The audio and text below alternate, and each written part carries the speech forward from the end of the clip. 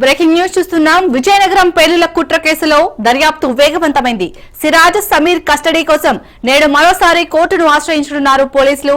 ఇప్పటికే నిందితుల కస్టడీ కోసం 3 రోజులుగా పోలీసులు ప్రయత్నాలు చేస్తున్నారు. ఇక కస్టడీ తీర్పును ఈ నెల 20న ఫస్ట్ క్లాస్ మెజిస్ట్రేట్ రిజర్వ్ చేయగా నిందితులను కస్టడీకి ఇస్తే విచారణ ముమ్మరం చేయనున్నారు సిట్ అధికారులతో పాటు పోలీసులు. పేలుళ్ల కుట్రలో మరింత లోతైన విచారణ చేపడతామంటున్నారు ఎన్ఐఏ అధికారులు.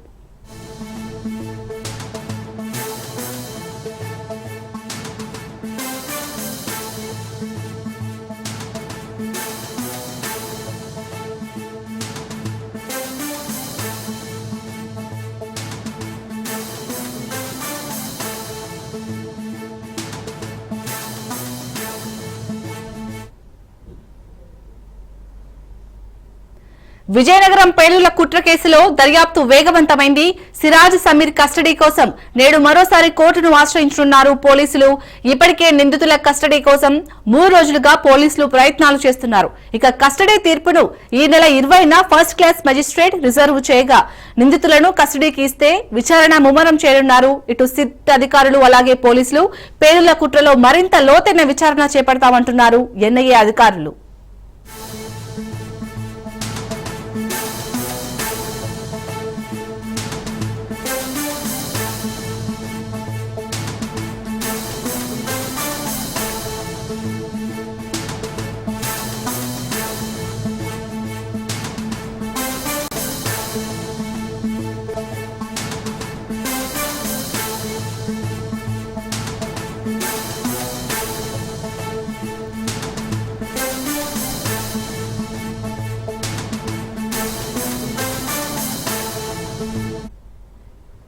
రైట్గా దీనిపై పూర్తి డీటెయిల్స్ మా ప్రతినిధి సౌమ్య అందిస్తారు.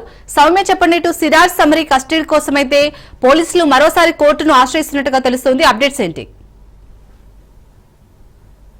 రైట్, సిరాజ్ సమీర్ కస్టడీని తీసుకోవడం ఏదైతే బాంబు పేలుళ్ల దీంట్లో ఉందో ఇప్పటికే వాళ్ళని అరెస్ట్ చేయడం అయితే జరిగింది. అయితే ప్రస్తుతం రిమైండ్ లో ఉన్న ఇద్దరిని కూడా ప్రస్తుతం 5 రోజుల కస్టడీకి అయితే కోర్టు అప్పచెప్పడం జరిగింది. ప్రస్తుతం మనం చూస్తున్నట్లయితే విశాఖ సెంట్రల్ జైలు నుంచి ఈ కేసు అయితే నడుస్తుందని చెప్పుకోవచ్చు. అయితే విజయనగరం పోలీసులు ఈ కేసుకు సంబంధించి మరకాస్త దూకుడు పెంచారని చెప్పుకోవచ్చు. ఏదైతే ఎన్ఐఏకి సంబంధించినటువంటి అధికారులు కూడా ఇప్పటికే విజయనగరం చేరుకోవడం జరిగింది. ఇక సిరాజ్ అయితే కస్టడీలోకి అయితే ప్రస్తుతం తీసుకున్నారని చెప్పుకోవచ్చు. అయితే ఈ కస్టడీలో చాలా సంచలనమైనటువంటి విషయాలే బయటకు వచ్చాయని చెప్పుకోవచ్చు. సిరాజ్ చెప్పేటటువంటి ప్రతి విషయం కూడా ఇప్పుడు ప్రస్తుతం బయట సంచలనాలను రేకెత్తిస్తుందని చెప్పుకోవచ్చు. అయితే సిరాజ్ పేరిట మనం చూసుకున్నట్లయితే ఏదైతే సిరాజ్ విజయనగరం కాబట్టి విజయనగరంలో డిసిసి బ్యాంక్ లో ఆయనకు సంబంధించి 4 ఖాతాలు కూడా ఉన్నాయని చెప్తున్నారు. ఇక సిరాజ్ తో పాటు సిరాజ్ కుటుంబ సభ్యుల పేర్ల మీద కూడా ఈ ఖాతాలు ఉండడం ఆసక్తికరం అని చెప్పుకోవచ్చు. ముఖ్యంగా చూసుకుంటే సిరాజ్ ఖాతాలో దాదాపు 30 లక్షల పాటు నగదు కూడా ఇప్పటికే జమ అయి ఉందని కూడా తెలుస్తుంది. అయితే ఇప్పటి వరకు కూడా సిరాజ్ ఖాతాలో విత్డ్రా కూడా చేసినట్టు దాఖలు కూడా లేవు. డిపాజిట్లు తప్పించి కనీసం విత్డ్రా కూడా చేసినటువంటి దాఖలు లేకపోవడంతో పోలీసులందరూ కూడా ఒక్కసారిగా షాక్ అయ్యారని చెప్పుకోవచ్చు.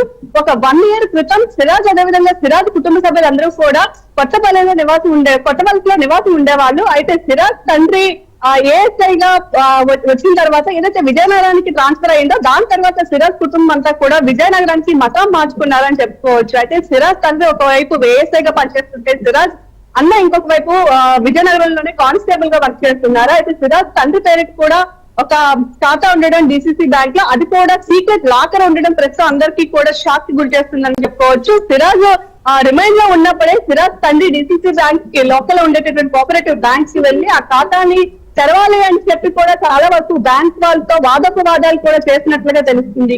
సిరాజ్ కస్టడీలో చాలా రకాలైనటువంటి విషయాలు కూడా చెప్తున్నట్లు తెలుస్తుంది. ఏదైతే ముఖ్యంగా మనం చూసుకున్నట్లయితే ఏదైతే పాకిస్తాన్ కి సానుభూతి పరులుగా అదేవిధంగా భారత్ ని ఇస్లామిక్ దేశంగా మార్చడమే ప్రధాన లక్ష్యంగా సిరాజ్ అదేవిధంగా సమీర్ల యొక్క లక్ష్యం ఉందని చెప్పుకోవచ్చు. సిరాజ్ అయితే రిమైండ్ లో అదేవిధంగా కస్టడీలోకి వెళ్ళిన తర్వాత పోలీసులు సిరాజ్ యొక్క ఫోన్ ఏదైతే ఉందో దాన్ని అయితే ప్రస్తుతానికి స్వాధీనం చేసుకున్నారని చెప్పుకోవచ్చు. ఇక ఈ ఫోన్ లో ఎవరితో మాట్లాడారు, ఎలాంటి సంభాషణలు జరిపారు, ఇవన్నీ కూడా ప్రస్తుతం తెలుసుకోవడం కోసం ఆధారపడుతుందని చెప్పుకోవచ్చు. ఇక సిరాజ్ ఖాతాలని అదేవిధంగా సిరాజ్ కి సంబంధించినటువంటి కుటుంబ సభ్యుల యొక్క ఖాతాలని ఇప్పటికే సీజ్ చేయడం జరిగింది ఎన్ఐఏ అధికారులు. అయితే విజయనగరం ఒక్కసారిగా ఉలిక్కి పడిందని చెప్పుకోవచ్చు ఈ విషయం మీద. అంతేకాదు ఏదైతే ముస్లిం యువతులు అదేవిధంగా యువకులు ఉన్నారో వాళ్ళందరినీ కూడా ఎవరైతే ప్రేమ పేరుతో మోసం చేస్తారో అలాంటి వాళ్ళ మీద కూడా వీళ్ళు ప్రత్యేకించి నిఘా పెట్టి వాళ్ళందరినీ కూడా టార్గెట్ గా చేసుకున్నారని తెలుస్తుంది. ఇక ముఖ్యంగా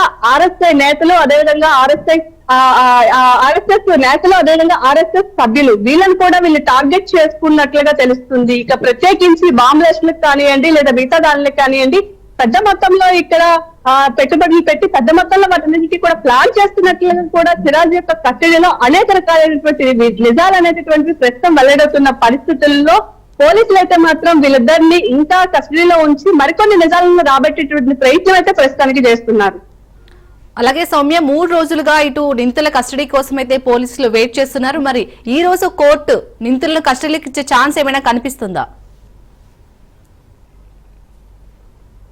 3 రోజుల నుంచి వెయిట్ చేస్తున్నారు. అయితే దాదాపు 5 రోజుల పాటు వీళ్ళిద్దరిని కూడా పోలీసులు కస్టడీకి ఇచ్చేటటువంటి ఛాన్స్ ఉంది. రిమైండ్ లో ఉన్నటువంటి వాళ్ళని ఇప్పటికే పలువారిలో విచారించడం కూడా జరిగింది. అయితే కస్టడీలోకి తీసుకున్న తర్వాత ఇప్పుడు చెప్పిన విధంగానే అనేకమైనటువంటి విషయాలు ప్రస్తుతం బయటకు వచ్చేటటువంటి ఛాన్స్ ఉంది. అంతేకాదు వీళ్ళతో పాటు ఇంకా చాలా మంది వ్యక్తులు కీలకంగా ఉన్నట్లు తెలుస్తుంది. సిరాజ్ కూడా ప్రస్తుతం ప్రాథమిక విషయాలను కొంచెం బయట పెట్టినట్లు తెలుస్తుంది. అయితే సిరాజ్ ఇచ్చినటువంటి ఇన్ఫర్మేషన్ ప్రకారం విజయనగరానికి చెందినటువంటి సిరాజ్ గ్రూప్ 2 ఎగ్జామ్ ని 2 సార్లు రాసి క్వాలిఫై అవ్వలేదు అని చెప్తున్నాడు. అయితే ఈ నేపథ్యంలోనే 108 లో కాల్ సెక్షన్ లో పనిచేస్తున్నట్లుగా తెలుస్తుంది. అయితే టెలిఫోన్ కాలర్ గా పనిచేస్తున్నాడు. దీని ట్రైనింగ్ కోసం హైదరాబాద్ వెళ్ళినప్పుడు సమీర్ అనేటటువంటి వ్యక్తితో పరిచయం ఏర్పడినట్టుగా అక్కడ పార్టీకి సంబంధించి అదేవిధంగా ముస్లింస్ సంబంధించినటువంటి పడుతున్న ఇబ్బందులు వాటి మీద చర్చించుకున్నట్లుగా ఏదైతే ఈ ఉగ్రవాదం ఉందో దానికి అట్రాక్ట్ అయినట్లుగా దానికి సంబంధించిన ప్రస్తుతం ఈ విషయాలన్నీ కూడా నడుస్తున్నట్లుగా కూడా సిరాజ్ ప్రస్తుతానికి వెల్లడించినట్లు తెలుస్తుంది. Right, thank you Soumya.